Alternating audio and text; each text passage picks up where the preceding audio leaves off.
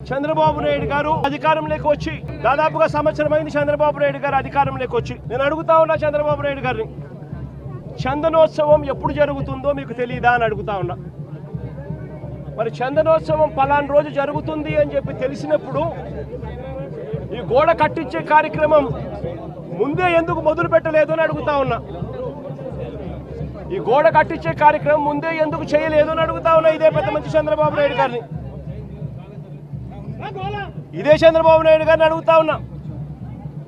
ఈ గోడ నిర్మాణం కేవలం 6 రోజుల కిందట మొదలై 2 రోజుల కిందట పూర్తి చేశారు. దీని అర్థం ప్రభుత్వం ఎటువంటి ముందస్తు ఏర్పాట్లు సీరియస్గా తీసుకోలేదు అని చెప్పి నిదర్శనం కాదా అని అడుగుతా ఉన్నా. చివరికి ఈ వరకు కనీసం టెండర్లు కూడా పిలవకోకుండా ఇష్టం వచ్చిన వాళ్ళకు వర్క్ ఇచ్చేసి ఇష్టం వచ్చిన తీరు ఇష్టం వచ్చిన పద్ధతిలో కట్టించే కార్యక్రమం చేయడం ధర్మమేనా అని అడుగుతా ఉన్నా.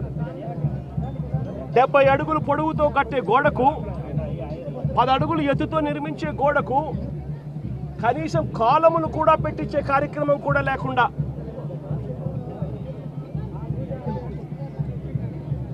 ఇటుకలతో సిమెంట్ బ్లాక్స్తో ఫ్లయాష్ ఇటుకలతో గోడ కట్టడం అన్నది ఏ రకంగా కరెక్టు అని అడుగుతా ఉన్నా. కనీసం కట్టే ఈ గోడను రీఇన్ఫోర్స్డ్ కాంక్రీట్తో అయినా కట్టాలి. రీఇన్ఫోర్స్డ్ కాంక్రీట్తో కట్టి దానికి వీప్ హోల్స్ కూడా పెడితేనే కాస్తో కూస్తో ఏ గోడైనా నిలబడుతుంది అన్న జ్ఞానం కూడా లేకుండా ఎలా కట్టారు అని అడుగుతా ఉన్నా. 2 రోజుల కిందటనే గోడ పూర్తయింది అని తెలుసు. 2 రోజుల కిందనే గోడ పూర్తయింది అని తెలుసు. వర్షం కూడా ముందు రోజు రాత్రి పడింది అని కూడా తెలుసు. మరి తెలిసినప్పుడు ఇన్ని లక్షల మంది క్యూలో గోడ పక్కనే ఎలా వాళ్ళు క్యూలో నిలబడేట్టుగా చేశారు అని అడుగుతా ఉన్నా. ఇదే పెద్ద మనిషి చంద్రబాబు నాయుడు గారిని. మరి గోడ అంత దారుణంగా మీరే కట్టారు. కొత్త గోడ అని తెలుసు, ఏమైపోయినా పర్వాలేదు అని చెప్పి పట్టించుకునే కార్యక్రమం ఎక్కడా కూడా చేయకుండా గాలి కొదిలేసిన పరిస్థితుల్లో ఈరోజు రాష్ట్రం నడుస్తూ ఉంది. ఈ ఒక్క సంవత్సరంలోనే చంద్రబాబు నాయుడు గారు చేసిన ఈ ఒక్క సంవత్సరం పరిపాలనలోనే దారుణమైన పరిస్థితి చూస్తూ ఉన్నాము. అంటే తిరుమలలో ఈ పెద్ద మనిషి రాజకీయాల కోసం లడ్డు వివాదం చేసి మన వెంకటేశ్వర స్వామి పేరు ప్రఖ్యాతలను ఏ రకంగా రోడ్డు మీదకి తీసుకొచ్చాడు అన్నది కూడా ఈ 11 నెలల కాలంలోనే చూసాం. తిరుమల వైకుంఠ ఏకాదశి నాడు అలాంటి రోజు వస్తుంది వైకుంఠ ఏకాదశి అని చెప్పి కూడా తెలిసి కూడా నిర్లక్ష్యం చేసిన దాని కారణం వల్ల 6 మంది బలికొనడం కూడా తిరుపతి హిస్టరీలో ఎప్పుడూ కూడా ఇటువంటి ఘటన జరగల.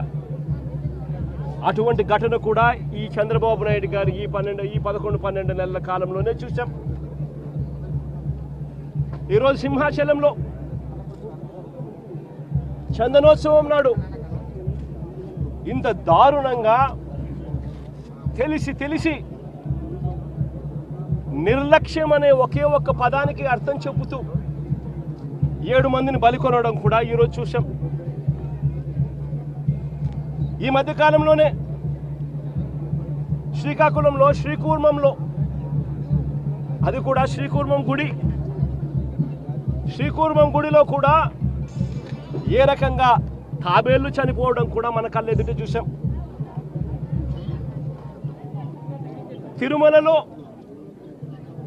గోశాలలో ఏ రకంగా గోవులు చనిపోవడం కూడా మన కళ్ళెదుటే చూసాం. చంద్రబాబు నాయుడు గారు ఈ 11-12 నెలల పాలనలోనే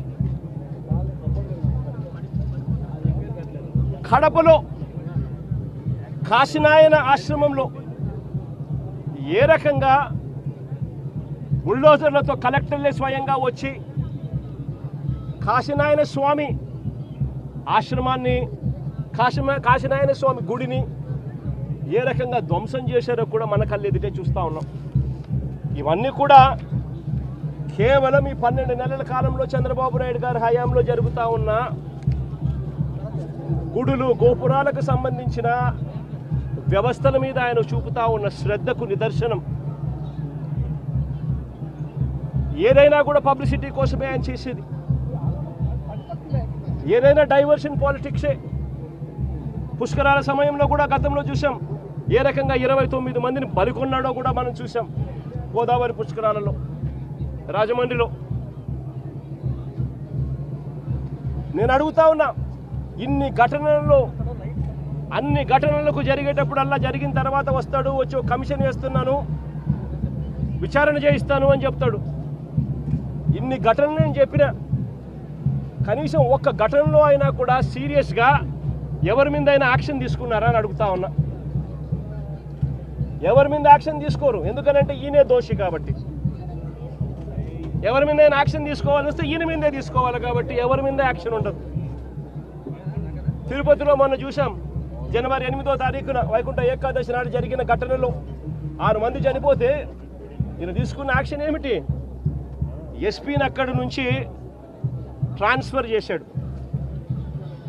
అది ట్రాన్స్ఫర్ చేసేది ఏంది? చెత్త పొజిషన్లోకి ఏమన్నా ఇచ్చినాడంటే అది కాదు.